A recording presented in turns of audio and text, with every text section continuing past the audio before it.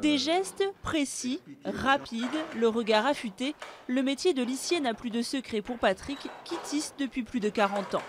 Comme à chaque fois qu'il débute un nouvel ouvrage, il y a cette envie intacte. Le lissier, c'est une personne qui aime l'art, c'est une personne qui aime le beau. Et la tapisserie d'Aubusson fait partie des belles choses.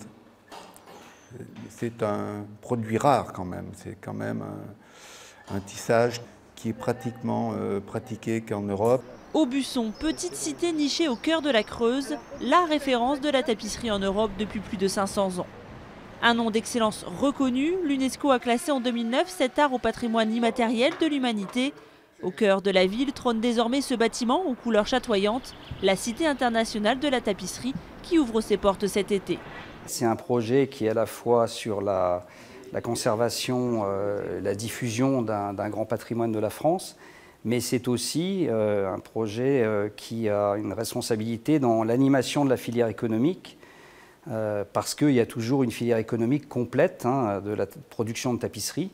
Aujourd'hui, environ 150 personnes travaillent comme lissiers, teinturiers ou fileurs dans la région, bien loin des 2000 qui y travaillaient il y a encore un siècle.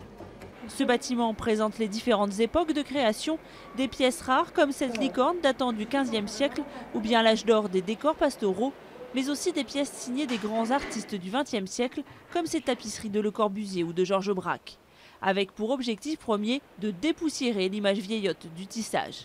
Les créateurs contemporains doivent se réapproprier ce médium. Les lissiers ici le maîtrisent à l'excellence. La Cité a relancé une formation depuis 2010 qui permet d'assurer une relève. Et donc, il n'y aura pas de transmission efficace s'il n'y a pas de commande. Dans cette salle dédiée à l'art contemporain, des œuvres magistrales démontrent toute la modernité, l'ingéniosité et l'efficacité de la tapisserie d'Aubusson. Comme par exemple ce gigantesque tapis-porte, allégorie de la paix et des frontières entre les peuples. Une œuvre qui a nécessité pas moins de 2 ans de travail.